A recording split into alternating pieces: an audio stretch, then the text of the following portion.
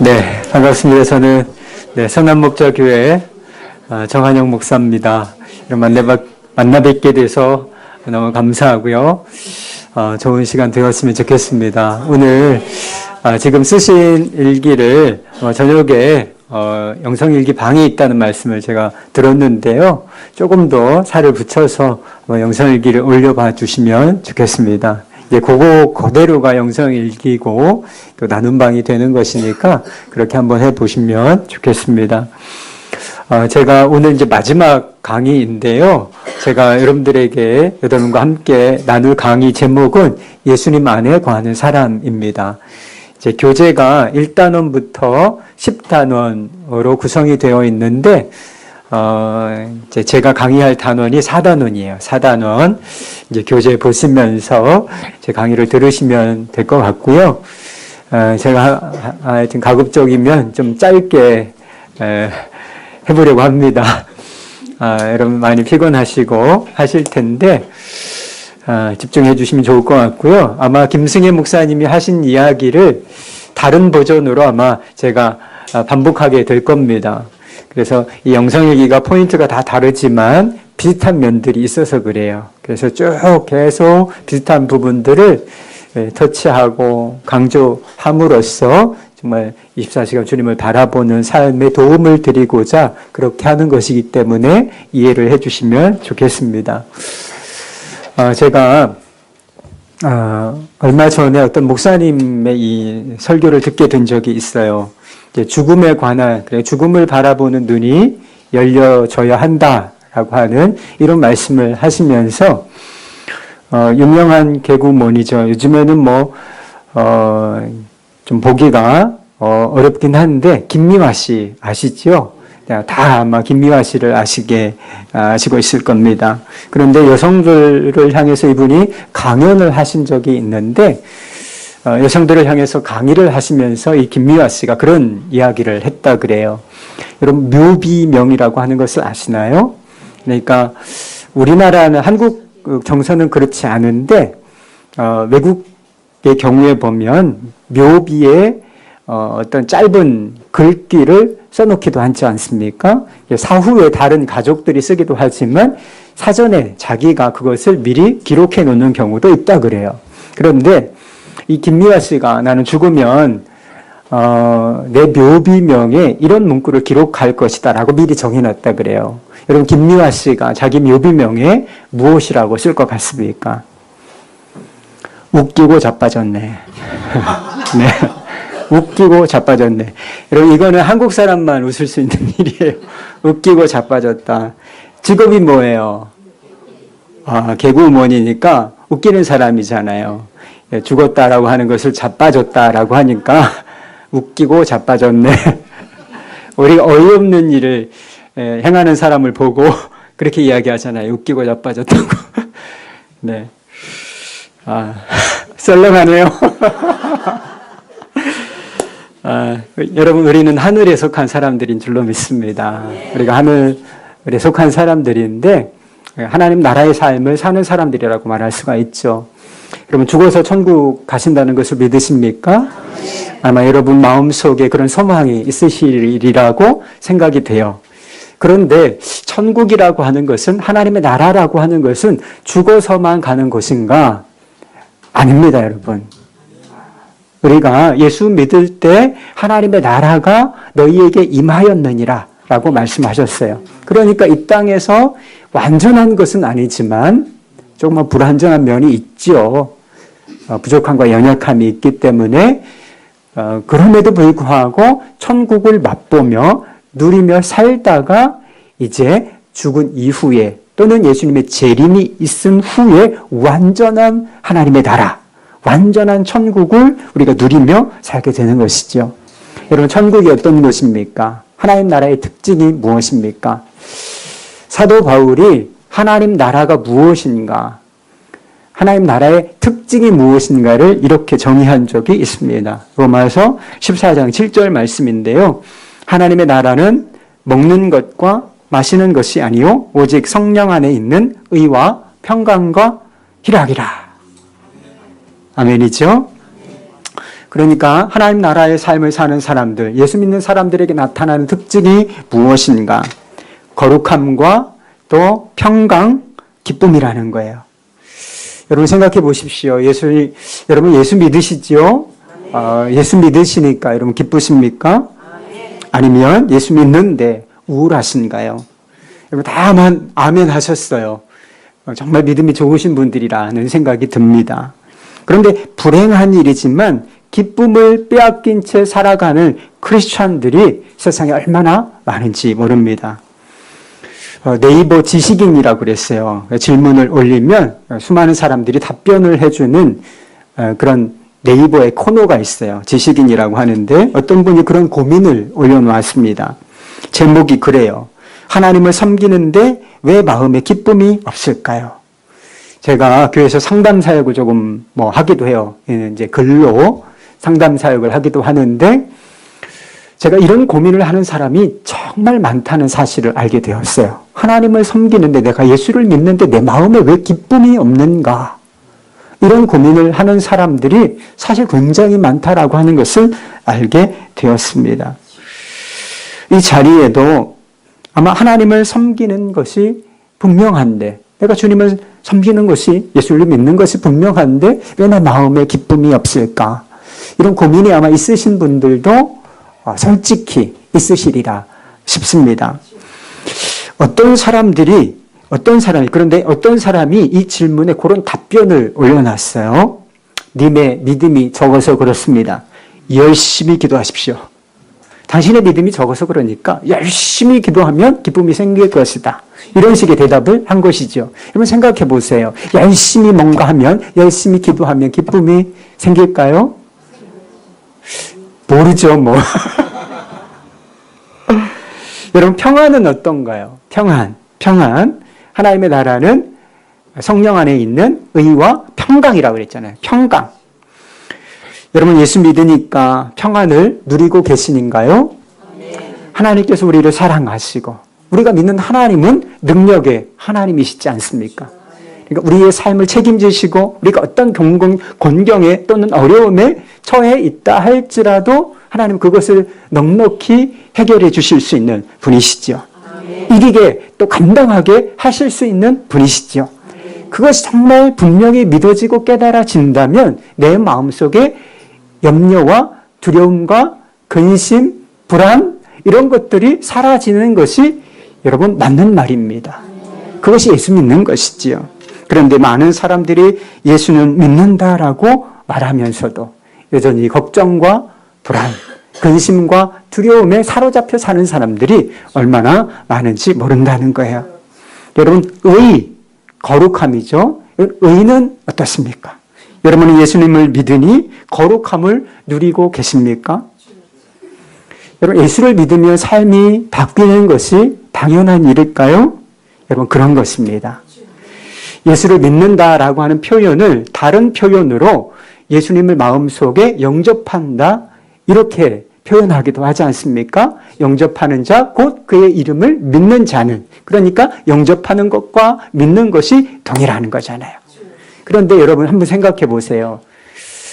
예수님 내 마음에 모셔드렸습니다. 영접했습니다. 그러면 삶이 변하는 것이 당연한 일이라는 거예요. 비유적으로 한번 생각해 볼까요? 제가 오늘 손님으로 왔지 않습니까? 그래서 저는 호텔에 있어요. 그러니까 여러분의 집에 들어갈 일은 없어요. 그런데 만약에 제가 여러분의 집에 며칠간 머무른다고 생각해 보세요. 여러분 손님으로서 며칠간 머무른다고 생각해 보세요. 그러면 여러분 불편할까요? 안 불편할까요? 여러분의 삶이 변할까요? 삶의 패턴이 변할까요? 안 변할까요? 변합니다. 변해요. 저는 아무것도 아니에요, 사실. 여러분, 저는 진짜 하찮은 사람이에요.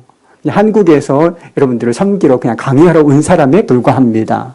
그런데 하나님은 어떤 분이세요? 만왕의 왕이시고 만주의 주이신 예수님께서 여러분 마음속에 들어와 계시다면 여러분의 삶이 새로 조정되는 것이 맞습니까? 주인이 새로 바뀌었다면 여러분의 삶이 달라지는 것이 맞습니까? 맞는 거예요. 그런데요, 요즘 예수 믿는 사람들 안에 좌절이 한 가지 있다는 거예요. 그게 무엇이냐면 예수는 믿는데 삶은 변하지 않는다 하는 거예요. 여러분 생각해 보십시오. 예수 믿으면 죄 이길 수 있습니까? 예수 믿으면 성품이 달라지나요? 아주 불같은 그런 성품도 온순한 성품으로 바뀔 수 있습니까? 많은 사람들이 예수님을 믿는다라고 말하지만 삶이 변하지 않는다고 생각합니다. 그냥 성질이 변하지 않는다고 생각해요. 죄 이길 수 없다라고 생각하고 체념하고 사는 사람들이 그냥 이렇게 살다가 천국 가는 거겠지 뭐. 그렇게 생각하는 사람들이 너무나 많다는 거예요. 어떤 원로 목사님이 그런 이야기를 했다는 이야기가 있습니다. 제자훈련 교재에도 좀 있는 이야기인데요. 내가 오랫동안 목회하면서 집을 팔아 바치는 사람, 교회에다가 헌금하는 사람, 땅을 팔아 바치는 사람, 전세금 뽑아 바친 사람도 보았다.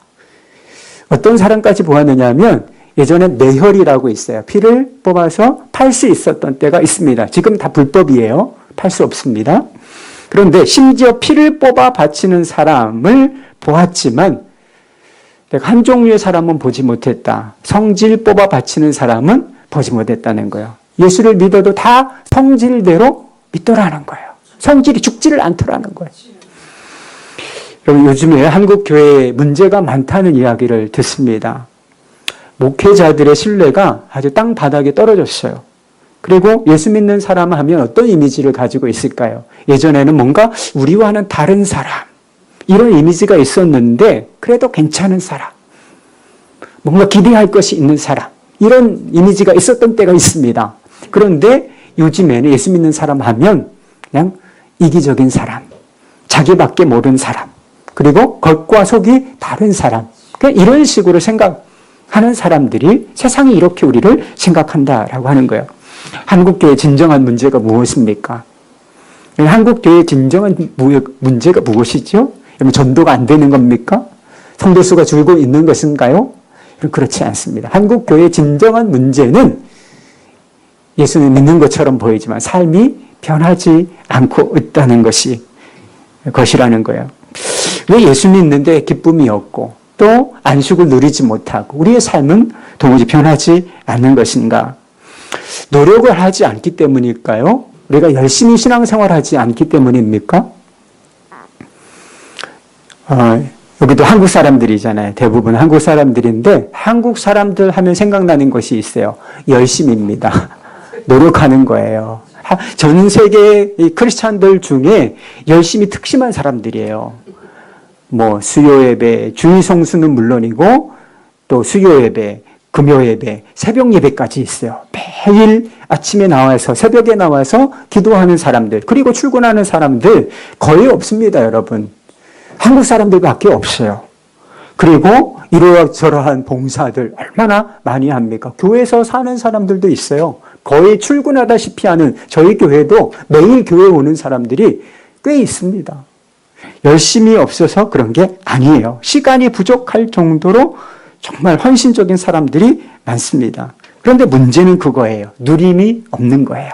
복음을 누리지 못하고 기쁨을 누리지 못하고 평안을 누리지 못하고 안식을 누리지 못한다는 거예요. 삶이 변하지 않는다. 열매가 없다. 삶의 열매가 드러나지 않는다. 이것이 문제인 것입니다.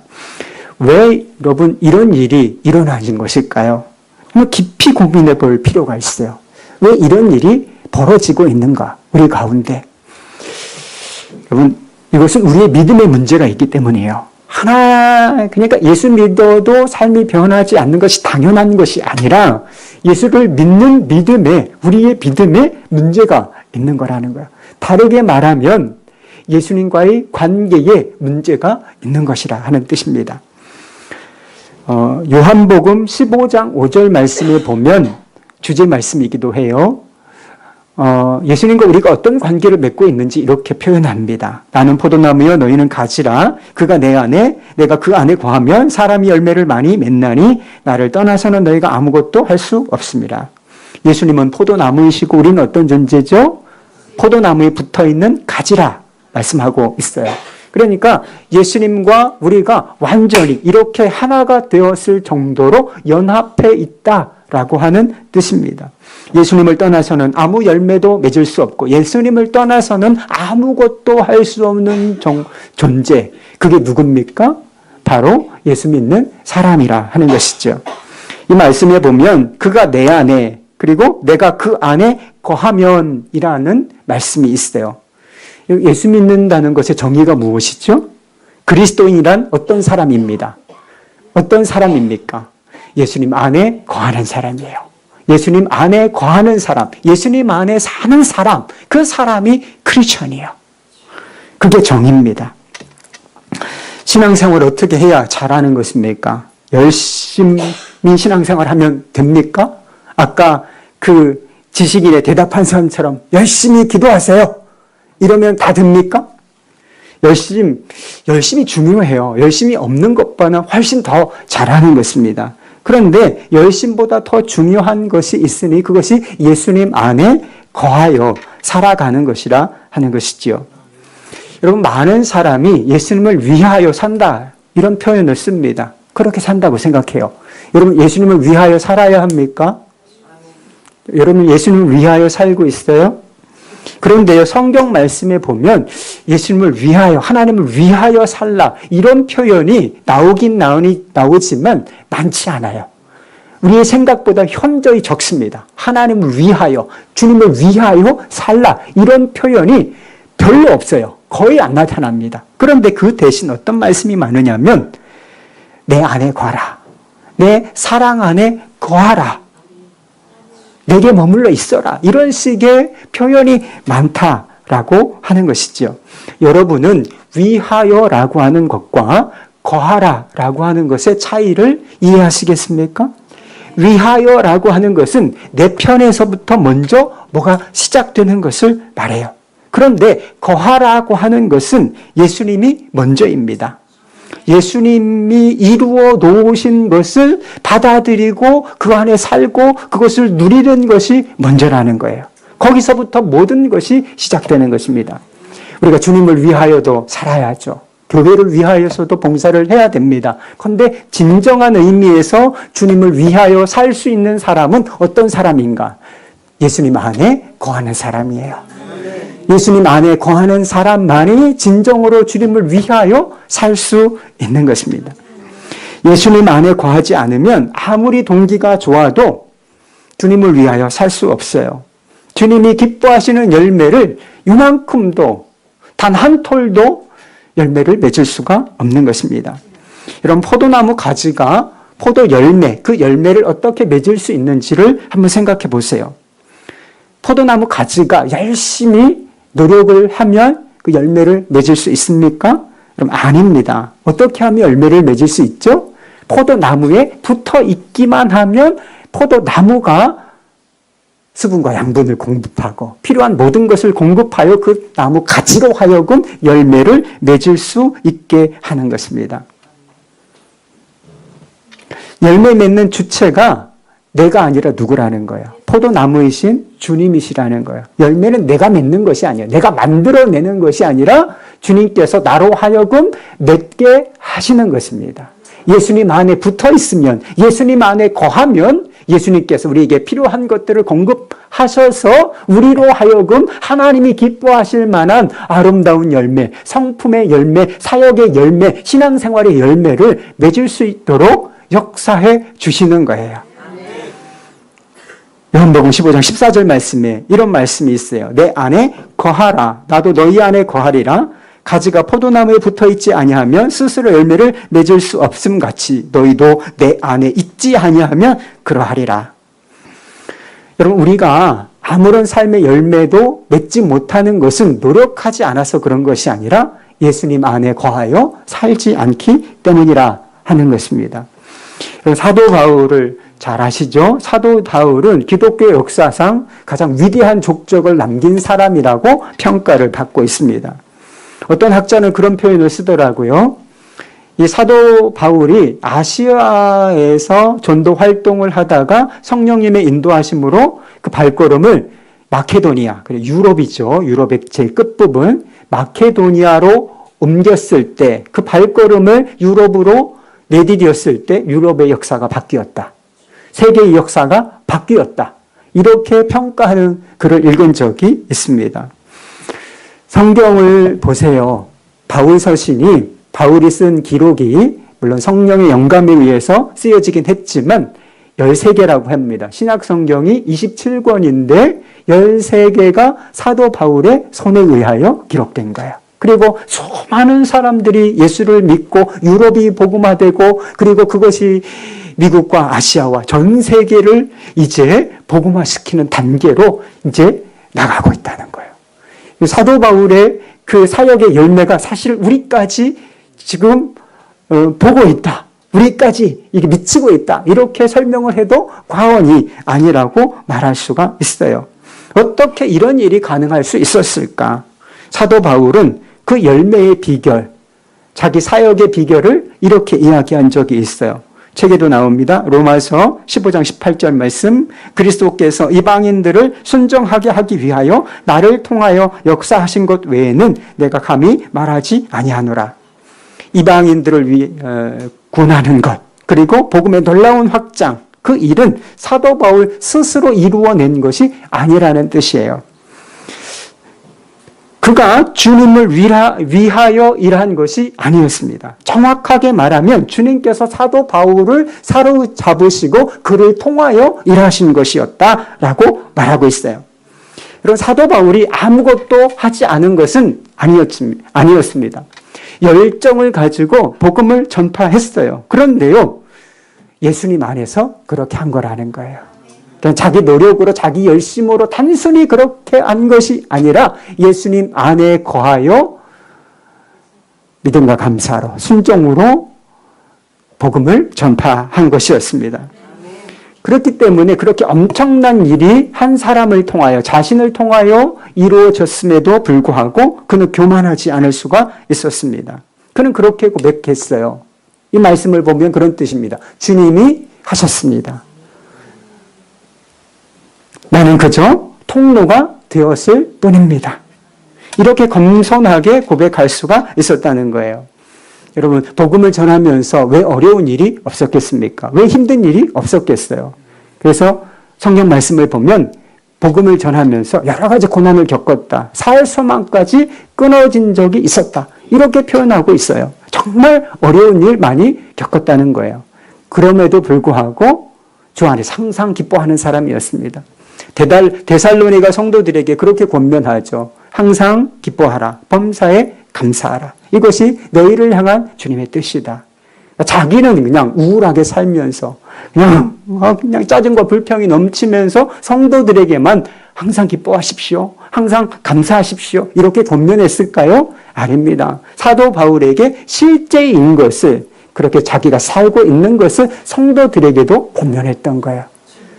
이것이 사도 바울이 예수님 안에 거하고 예수님의 통로가 되어서 이 복음의 놀라운 역사가 일어날 수 있었던 이유라 하는 것이죠. 그렇다면 예수님 안에 거한다는 게 무엇인지를 한번 생각해 보는 것이 좋을 것이라는 생각이 들어요. 예수님 안에 거한다는 것은 뭐예요? 여러분 알 것도 같고 모를 것도 같죠? 예수님 안에 거한다는 게 뭘까? 그냥 거해. 예수님의 임재를 의식하고 바라보는 것과 관계가 있어요. 자, 예수님 안에 거한다는 것은 무엇과 관계 있다고요? 예수님을 의식하고 예수님을 바라보는 것과 관계가 있다. 예수님께서는 자신을 믿는 사람들에게 내가 너희들과 함께 있을 것이다. 내가 너희들 안에 있게 될 것이다. 그렇게 약속하셨어요. 그러니까 예수님을 영접한 사람들 안에는 예수님께서 임재하여 계신 것이죠. 여러분 예수님을 믿으십니까?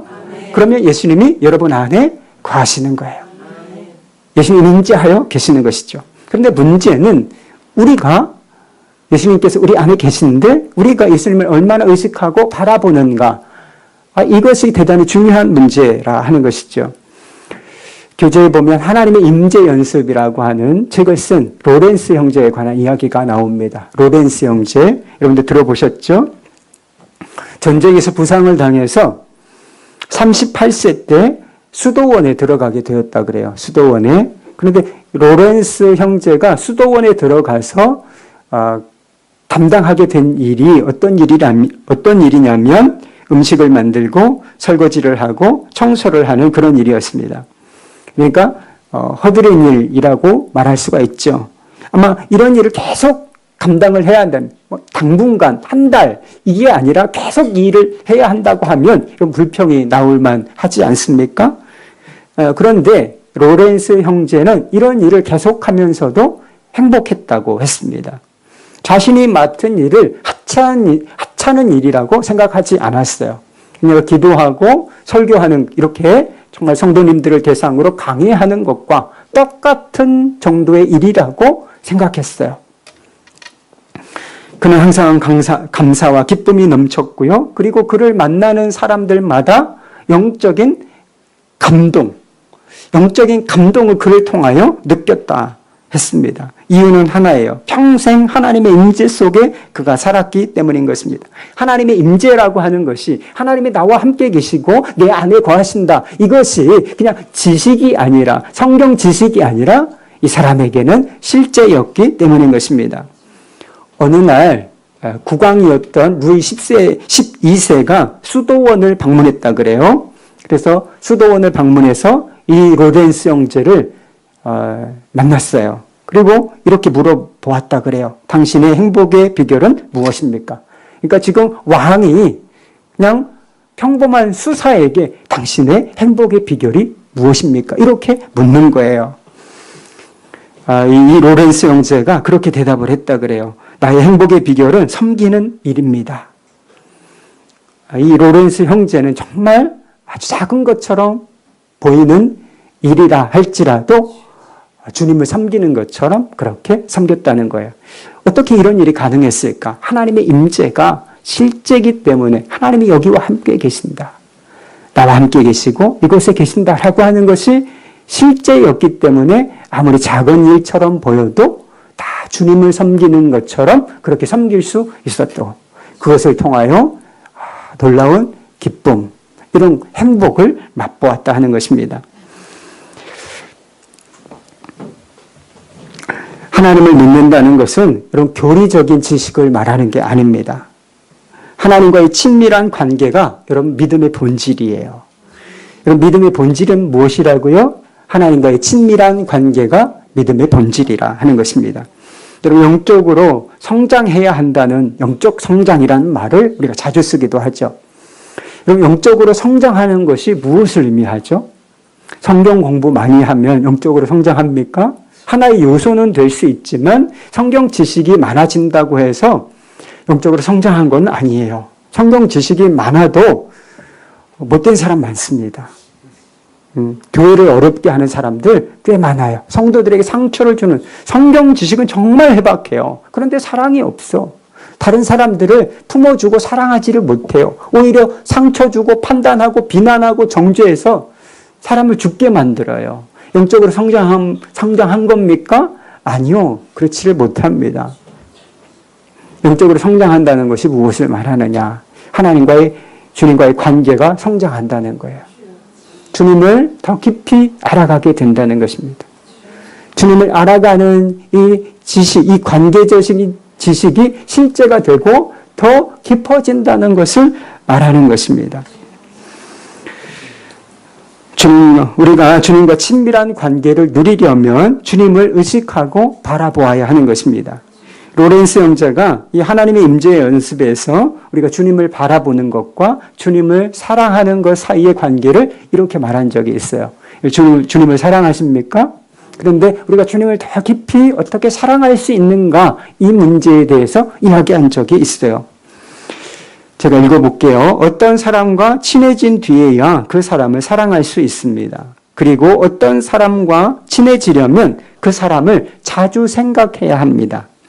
마찬가지입니다. 우리가 하나님을 사랑하려면 먼저 하나님을 자주 생각해야 합니다. 그리고 그렇게 하나님을 사랑하게 되었을 때 우리는 하나님을 더욱 자주 생각하게 될 것입니다. 우리가 귀히 여기는 곳에 우리의 마음도 있는 법이기 때문입니다. 하나님을 계속하여 생각하십시오. 여러분, 이 말씀을 한번 붙잡아 보세요. 하나님을 계속하여 생각해 보십시오. 하나님을 사랑하려면 어떻게 해야 된다는 거예요? 하나님과 친밀해져야 한다는 거죠. 그런데 하나님과 친밀해지려면 하나님을 자주 생각해야 된다는 거예요. 하나님을 자주 생각하면 하나님과 친해질 수 있고, 하나님과 친해지면 하나님을 더 사랑할 수 있게 된다는 거예요. 그래서 우리가 하나님을 정말로 사랑하게 되면 또 다시 하나님을 더 자주 생각하는 사람이 된다는 거예요. 이게 선순환 구조라고 하죠. 선순환 구조. 그러니까 하나님을 생각하고 하나님과 친해지고 또 하나님을 사랑하게 되고, 사랑하면 다시 하나님을 사랑하게 되고, 자주 생각하게 되고, 자주 생각하면 더 친해지고 더 사랑하게 되고 더 생각하고 하는 이런 구조가 만들어지게 된다는 거예요. 그러니까 하나님의 임재를 의식하고 또 하나님을 바라보는 것이 우리 신앙생활에 있어서 얼마나 중요한지, 하나님을 사랑하는 데 있어서 얼마나 중요한지를 이것을 통해서 알 수 있다라고 하는 거예요. 여러분 영성일기 쓰십니까? 영성일기 쓰라고 하면 좀 부담스러울 수도 있어요. 그래서 슬금슬금 이제 우리 목사님의 눈을 피하는 사람들이 있을지도 몰라요. 또 영성일기 이야기할까 봐. 자, 영성일기 쓰라는 부담 주려고 하는 거 아닙니다, 여러분. 여러분들에게 부담 주려고 하는 것이 아니에요. 목표가 있어요. 영성일기 쓰라, 이렇게 여러분에게 권하는 목표가 있습니다. 여러분, 우리 목사님이 여러분들에게 나쁜 거 하라고 하지는 않잖아요. 근데 영성일기 왜 그냥 단순히 부담 주려고 하는 것이 아니라 주님을 바라보자는 것입니다. 주님을 생각하고 교제하며 살아보자. 주님을 생각하고 주님과 교제하며 살아보자 라고 하는 취지에서 영성일기를 쓰자는 거예요. 영성일기를 쓰는 목표가 바로 거기에 있다는 것을 여러분 기억하실 수 있기를 바랍니다. 여러분 하루에 얼마나 자주 주님을 생각하십니까? 예수님께서 내 안에 계시다라고 생각하면서도 예수님을 소외시키고 예수님을 왕따시키고 살아가는 사람들이 얼마나 많은지 몰라요. 예수님을 믿는다라고 말하기는 하지만 여전히 예수님과 관계없이 자신의 생각대로, 자신의 판단대로, 자신의 의지대로 살아가는 사람들이 많다는 거예요. 교회에서 예배를 드리고 또 하나님을 위하여 이러저러한 일들을 한다고 하면서도 하루에 단 한 번도 주님을 생각하지 않는 사람들 있을까요? 부지기수입니다. 굉장히 많아요.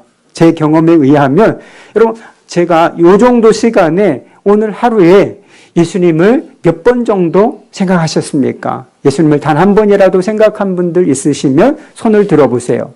이렇게 묻는 경우도 있어요. 손을 든 사람이 많을까요? 들지 않은 사람들이 많을까요? 손을 들지 않은 사람이 많습니다. 불행한 일이지만 단 한 번도 하루를 살면서도 하나님을 생각하지 않고 그냥 사는 거예요. 자기 생각대로, 자기 판단대로, 자기 의지대로 살아가는 거예요. 그러니까 자기 생각은 있어도, 사람의 생각은 있어도 누구의 생각은 없을까요? 주님의 생각은 없는 거예요.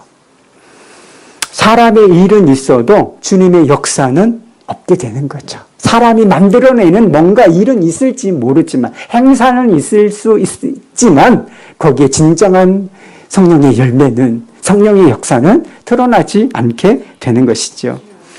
어떤 목사님이 그런 고백을 하시는 것을 제가 들은 적이 있어요. 어떤 이야기냐면 자신은 정말 하나님과 교회를 위해서 열심히 일하고 열심히 사역을 했다는 거예요. 그리고 그 사역의 열매를 통해서 기쁨을 누렸다는 것입니다. 그래서 설교 열심히 준비하고 전도 열심히 하고 행사 열심히 해서 교회가 성장하는, 어느 정도 이렇게 성장해 가는 것을 보면 기쁨을 누렸다는 거예요. 보람을 느꼈다는 거예요.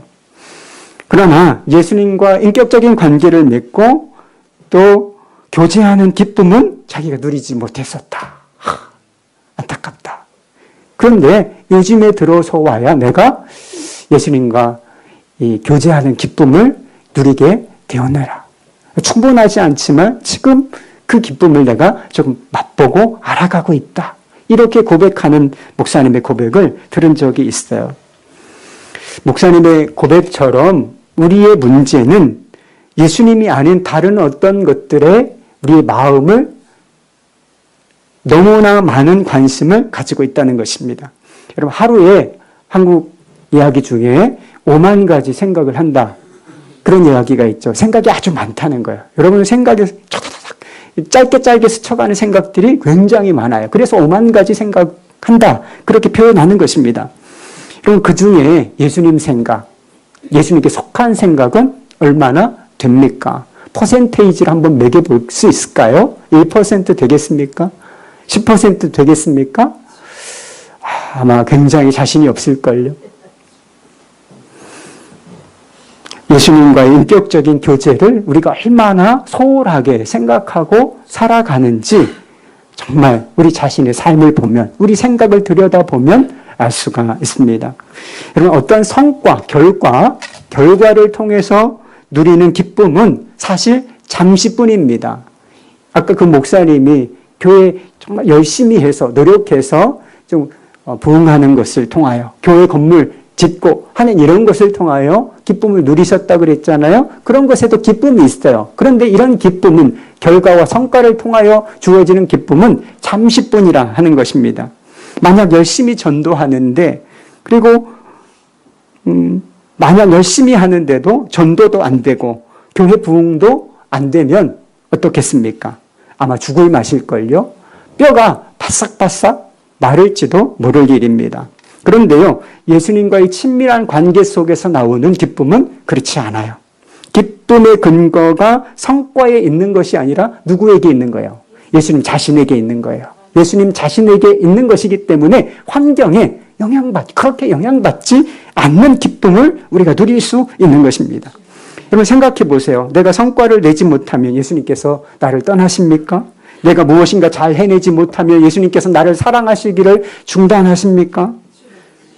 예수님께서는 우리에게 약속하셨어요. 내가 세상 끝날까지, 그러니까 세상 끝날까지, 우리 인생이 끝날 때까지도 아니고 세상 끝날 때까지 우리를 떠나지 않겠다고 약속하셨습니다. 우리를 사랑하시되 언제까지? 중간에 포기하시느냐? 그런 일 없다 그랬어요. 우리를 사랑하시되 끝까지 사랑하신다고 약속하셨어요. 내가 어떤 상황 가운데 있더라도 예수님께서 나와 함께 하시는 것도 동일하고, 예수님께서 나를 사랑하시는 것도 동일하다는 거예요. 그러니 예수님과의 관계 속에서 오는 기쁨도 항상 동일할 수 있다는 거예요. 환경에 그렇게 영향받지 않고 동일하게 예수님과의 관계 속, 그 사랑의 관계, 친밀한 관계 속에서 샘솟듯 하는 기쁨을 항상 누릴 수 있는 사람들이 누군가? 저와 여러분인 거예요. 그리스도인들인 것입니다. 예수님과의 친밀한 관계가 실제가 되면 삶이 바뀌지가 않을 수 없습니다. 여러분, 죄 이길 수 있을까? 여러분, 죄 이길 수 있습니다. 여러분, 아직도 끊어지지 않는 이상한 습관 같은 거 가진 분들 혹시 있을지 모르겠습니다. 이번 기회를 통해서 다 끊으세요, 여러분. 그렇게 축복합니다. 이상한 습관 있잖아요. 이상한 습관. 자, 그런데 그런 은밀한 습관을 가지고 있는 분들도 이렇게 공개적인 자리에서 그런 일을 행하는 분은 없어요. 그죠? 그런데 안 보이는, 혼자 있다고 생각하면 그런 죄에 넘어지고 습관적인 죄를 짓게 되는 것이죠. 그런데 왜 이렇게 공개적인 자리에 오게 되면 그런 죄를 멈추는 것일까요? 하지 않게 되는 것일까요? 사람이 의식되기 때문에 그래요. 사람의 눈이 있기 때문에 사람들이 나를 어떻게 볼까? 여기서 야동 볼 수 있어요? 못 봅니다. 아무리 간이 배 밖에 나온 사람이라도 못 봅니다. 음란한 동영상 못 봐요. 사람만 의식해도 죄가 끊어집니다, 여러분. 죄 안 짓게 돼요. 그런데 하나님은 어떠세요? 주님은 어떠세요? 항상 우리와 함께 계시잖아요. 그것이 믿어지고 정말 깨달아지면 여러분, 습관적인 죄도 끊어지는 거예요. 은밀한 죄도 여러분 끊어지는 것입니다. 주님이 나와 함께 계시니까. 거룩하신 주님께서 나와 함께 계시는데 그거 계속할 수 없어요. 중단됩니다. 주님을 외면하든지 죄를 외면하든지 둘 중에 하나만 할 수 있다는 것입니다. 저와 함께 제자훈련을 했던 여자 성도님이 계세요. 제자훈련의 핵심이 뭐냐면 예수님을 바라보고 예수님과 교제하는 것이 이 예수님의 사람 제자훈련의 핵심이에요. 그런데 교회를 오랫동안 몇십 년을 다녔지만 20년 동안 끊지 못하는 죄가 있었다고 했어요. 제가 직접 들은 이야기입니다. 20년 동안 죄를 끊지 못하는 그런 죄가 있었다는 거예요. 제가 물어보고 싶었는데 물어보지는 않았어요. 그 죄가 무엇입니까? 그런데 이분이 제자 훈련을 받은 이후에 20년 동안 끊지 못하던 습관적인 죄가 끊어졌어요. 그런데 어떻게 그런 20년 동안 끊지 못하던 죄가 끊어졌는가? 제자 훈련 받으면서 하나님이 계시다라고 하는 것이 믿어지고 깨달아지고 살아계신 하나님께서 자신과 함께 계시다는 것이 믿어지고 깨달아지니까 이 습관적인 죄도 20년 동안 중단할 수 없었던 죄도 끊어지더라. 그렇게 고백하는 것이었습니다. 여러분 정말 주님이 함께 계십니다. 아멘. 여러분 이것을 정말 믿으셔야 돼요. 그냥 여러분 아멘을 잘해 주셔서 너무나 감사해요. 그런데 한번 좀 생각해 보셨으면 좋겠어요. 정말 이게 아멘인가? 정말 내가 주님을 믿고 있나? 한번 고민해 보시고 정말 주님 나와 함께 계시다는 것을 진정으로 한번 믿어보자. 이것이 영성일기를 쓰는 이유인 것입니다. 삶과 사역의 열매도 마찬가지예요.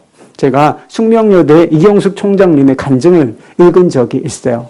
지금은 이제 숙명여대를 떠난 지가 오래되셨지만 총장이었던 때가 있었는데 취임하자마자 아주 어려운 일들이 많았다 그래요. 그 중에서도 재정 위기가 제일 큰 문제였는데 이 재정 위기 때문에 학교 문을 이제 닫아야 하나 그런 위기까지 몰렸다고 합니다. 그래서 정말 열심히 노력했어요. 사람들 찾아가서 이러저러한 방법을 알아보고 그 문제를 해결하기 위해 노력했다고 합니다. 그런데 간증 내용에 이런 부분이 있어요. 어느 날 아침 나는 새벽 예배를 마치고 교회 기도실로 올라가 하나님 앞에 무릎을 꿇었다. 하나님 아버지, 어찌하여 제가 총장일 때 학교 문을 닫게 하십니까? 지성이면 감천이라고 해서 정말 죽을 힘을 다해서 뛰어다녔지만 소용이 없습니다. 도와주십시오. 한참을 흐느끼며 기도하는데 수고하고 무거운 짐진 자들아 다 내게로 오라. 내가 너희를 쉬게 하리라 하는 희미한 음성이 들렸다. 그리고 그 음성은 계속되었다. 내가 언제 나에게 일할 기회를 주었느냐. 내가 혼자 다 했지. 사심없이 최선을 다하는 것으로 하나님께 영광이 될 것이라고 생각했던 나는 깜짝 놀랐다. 하나님은 먼저 구하고 모두 맡기기를 원하셨던 것이다. 하나님 아버지, 잘못했습니다. 하나님께 총장직을 내어드립니다. 숙대 총장이 되셔서 세계적인 명문대로 만들어주시기를 바랍니다. 저는 앞으로 하나님의 심부름을 충실히 수행하는 청지기 역할을 감당하겠습니다. 보잘것없지만 제 자신을 제물로 드립니다. 이게 예수님 안에 거하는 거예요. 저 자신을 그냥 주님께 드립니다. 주님 안에 거하겠습니다. 이런 표현을 쓴 거죠. 그런데 이런 기도를 드렸을 때 마음에 평안이 찾아오기 시작했대요. 그리고 그 이후로는 아무리 바빠도 주님께 기도하고 주님을 바라보고 또 사람들을 만났습니다. 그런데 자신을 부담스러워하던 사람들도 이제 협조적인 태도를 보였고 정말 어렵다, 안 된다 이렇게 생각되었던 문제들도 이제 시간이 지나면서 다 해결되어지는 그런 경험을 하셨다 그래요. 여러분 이것이 내가 최선을 다하는 것과 주님 안에 거하는 것의 차이인 것입니다. 삶과 사역의 열매는 내가 최선을 다한다고 맺어지는 것이 아닙니다. 진짜 기적은 주님 안에 거할 때 일어나는 거예요. 주님을 바라보고 주님을 의지할 때, 주님을 신뢰할 때 일어나는 것입니다. 예수님 안에 거하는 것은 사실 우리가 할 수 있는 모든 것입니다. 하나님이 기뻐하시는 삶은 우리가 노력으로 할 수 있는 것이 아니에요. 우리가 예수님 안에 거하면 주님의 일은 누가 할까요? 주님이 하시는 거예요. 주님이 하십니다. 주님의 일은 주님이 하신다. 우리가 영성일기를 쓰면서 예수님을 바라보려고 하는 이유가 그것입니다. 딱 하나예요. 예수님 안에 거하는 삶을 살아보자. 그렇게 살자 하는 데 있는 것입니다. 저희 교회 안성희 집사님이라는 분이 계신데 영성일기를 쓰시면서 놀라운 은혜를 경험하셨는데요. 이런 내용이 있습니다. 이 간증문만 제가 일부 읽어드리고 마치도록 하겠습니다. 영성일기 300회째 주님과 함께 한 길로 내달아온 저를 돌아보았습니다. 일기를 쓰면서 주님을 고백하다 보니 주님은 어느새 제 마음에 쏙 들어와 계시게 되었습니다. 컴퓨터 자판을 두드리며 그냥 글쓰기에만 전념한 것이 아니었습니다. 함께 울고 함께 대화하고 그러다 보니 어느 날엔가 제 마음을 아주 단단하게 해주셨습니다. 크고 작게 생겨나는 문제들로 마음이 쪼그라들지 않게 해주셨습니다.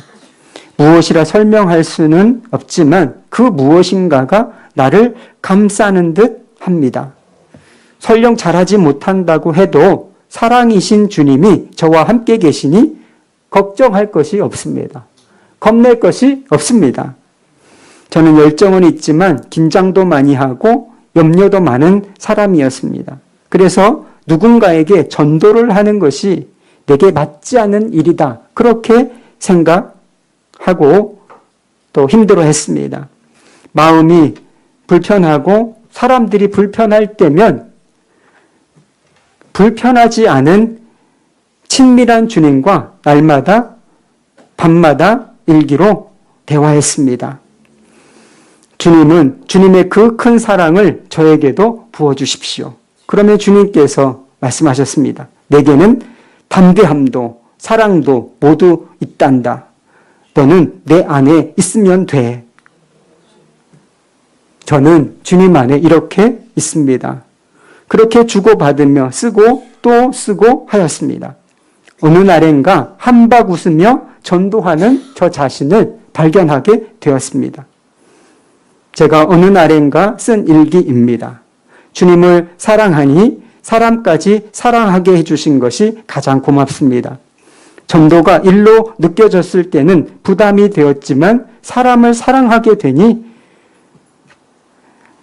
자연스러운 일이 되었습니다. 그냥 사람들에게 주님의 사랑을 이야기하게 되었습니다. 전도가 무겁고 힘이 들지 않게 되었습니다.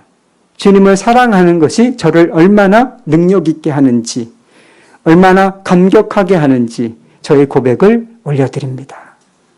저는 써보자 하며 응성일기를 시작했고 힘이 들어 쓰고 싶지 않을 때 다시 시작입니다. 고백하며 한 길로 내달아 그렇게 써왔습니다.